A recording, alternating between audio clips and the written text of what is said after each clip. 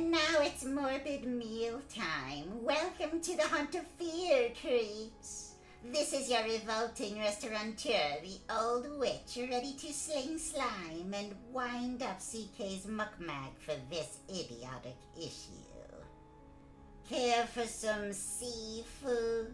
Well, here's a tasty terror tidbit to turn your stomach. I call this slop serving.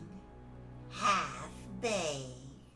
Calvin Dugan stood in the spotless kitchen of the Seashell restaurant, staring in morbid fascination at the squirming blue-green, spiny-legged, clawed creatures that scratched dryly around at the bottom of the butter tub. Cautiously, he reached in and pulled one of them from the tub. Holding it up, he laughed sadistically. You're next, you disgusting thing. Now, don't struggle. It's no use.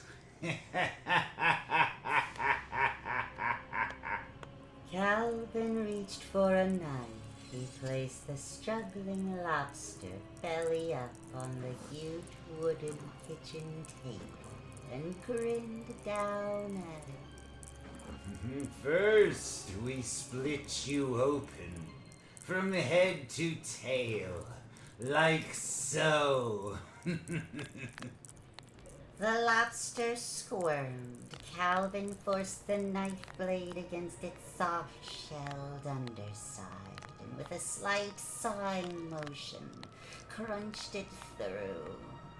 The lobster, now practically severed in half, still wriggled its spiny legs and waved its huge claws awkwardly. How I wish that I had some sensitive instrument so that I could hear your blood-curdling shrieks, little ugly monster. Calvin moved the thrashing split lobster onto a rack and slid it into the stove below the licking blue flames of the broiler. And now we broil you alive. We listen to you hiss and pop until you turn orange red and you stop your squirming. Calvin stared into the stove at the broiling lobster. His eyes glinted almost maniacally as he watched it struggling a bait. Dead already? Blast it. Calvin grinned. I must lower the flames so that the next one will die slower. Behind Calvin, the Seashell restaurant's chef shook his head as he watched his employer. Why do you take such sadistic delight in killing those poor lobsters, Mr. Dugan? I hate them, John. Calvin's face grew grim as he turned to his chef. I hate ugly and horrible creatures. Horrible creatures should die horribly. A lobster is a living thing, Mr. Dugan. No living thing should be made to suffer. A lobster is hideous, ugly. It deserves to suffer, John. Its own ugliness merits an ugly death. Perhaps to a lobster, it's you who are ugly, Mr. Dugan. Meanwhile, at that very moment, a few miles up the seacoast from the Seashell restaurant, a fisherman guided his inboard over the tossing ocean swells to a cork float from which flew a tattered flag. The last one. If there's nothing in this one, we'll have no money for food. The fisherman pulled up beside the bobbing marker and pulled it into his sea skiff slowly, tediously. He hauled in the dripping line that was fastened to the cork float.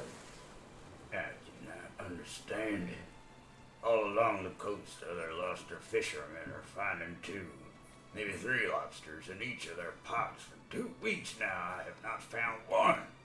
Finally, the lobster trap surfaced, and the foul scent of the fish head placed within it as bait seared the fisherman's nostrils. Empty. All empty. Not one lobster in any of my pots. Sadly, the fisherman guided his inboard back to the beach, where a woman and child stood in the doorway of a wind-scarred shack, waiting. Well, Ambrose, any luck? Not a one, Lucy. Not one lobster. I cannot understand it. The fisherman entered his dingy shack and sat down wearily. Perhaps tomorrow, Ambrose. Tomorrow. We have said that for 2 weeks. The child began to cry. Papa, I'm hungry. I will make the boys some fish, Ambrose. Fish. The boy needs milk, Lucy. Lobsters can buy milk. Lobsters bring a good price. But I cannot catch them. My pots lie empty. Perhaps tomorrow your luck will change and your pots will be full, Ambrose. The seashell restaurant was noted for its broiled lobster.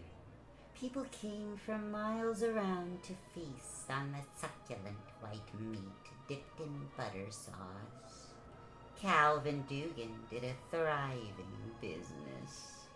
The lobster was especially tasty today, Mr. Dugan. Thank you, Mr. Hines. Good evening. Come again. After closing time that night, John the chef reminded Calvin. We're getting low on lobsters, Mr. Dugan. If we had a good crowd tomorrow, we'll run out. I'll pick some up in the morning on the way in. Good night, John. John nodded and left. Calvin listened as the car motor echoed away into the night, then turned to the almost empty tub. Hideous, disgusting creatures. After a while, Calvin left the restaurant. He locked up carefully, but he did not get into his car. Instead, he walked down to the beach. Blast it. There's a moon out tonight. Well, I'll have to chance it. He moved down the beach to where a sea skiff was moored. Untying it, Calvin pushed the craft into the oncoming breakers. The inboard motor coughed and sputtered and then began to hum evenly. Calvin guided the skiff out into the open sea. A few miles out, he pulled up beside a bobbing marker from which a tattered flag flapped. Ambrose the lobster fisherman paced the floor of his dingy shack. Lucy, his wife, watched him with sad eyes. Come to bed, Ambrose. You must get up early. I'm not sleepy, Lucy. I'm thinking about my lobster pots. Ambrose stopped pacing. He listened.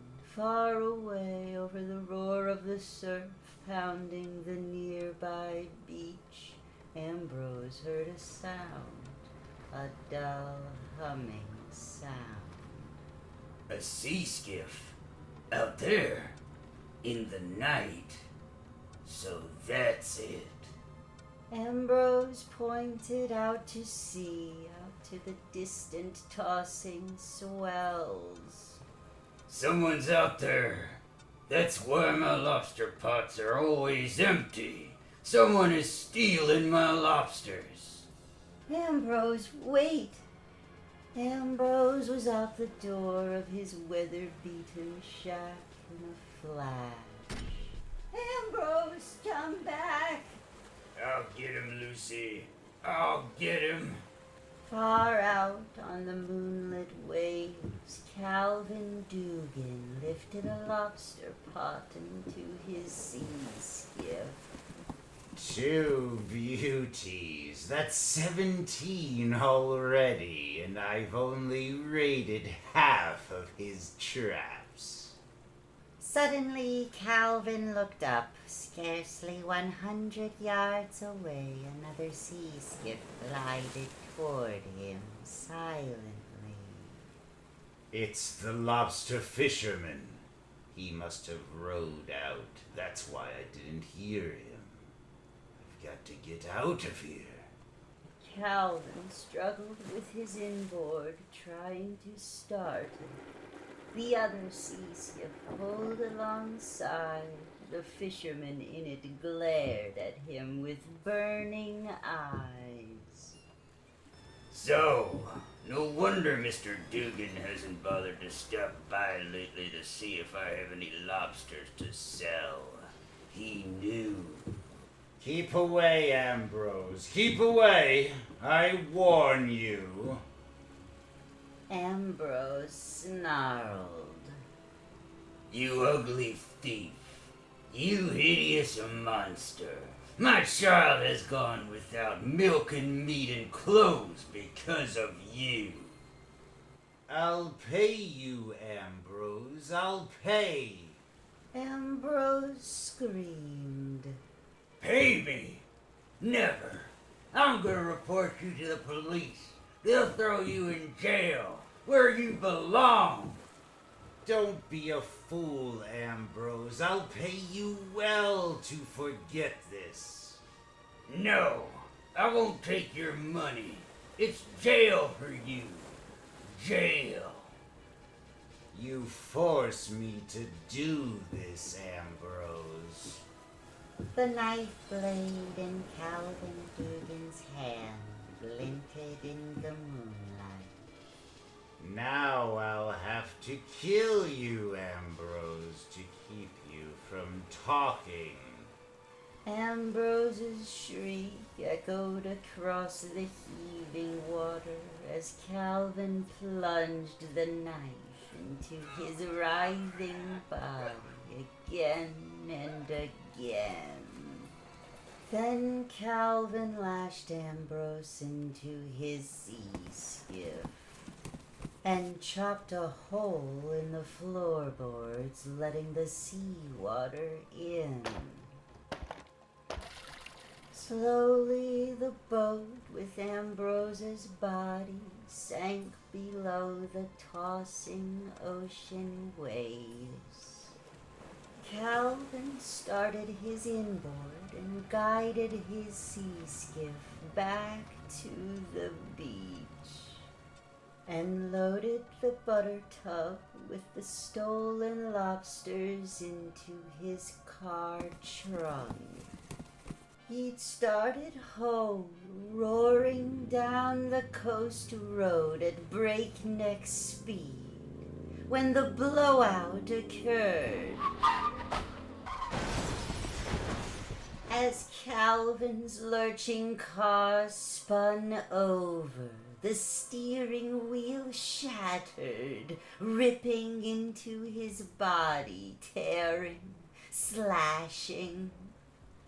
He lay there pinned, squirming, his body almost split in two as the overturned car caught fire and the flames licked at him, and he screamed and shrieked and was broiled alive.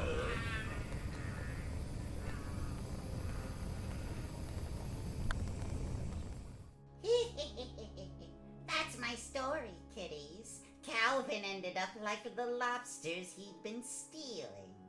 When I came upon his burning car, he was just about done. I was so mad there wasn't a drop of butter sauce around. And talking about sauce, you'd better hurry up and join the EC Fan Addict Club.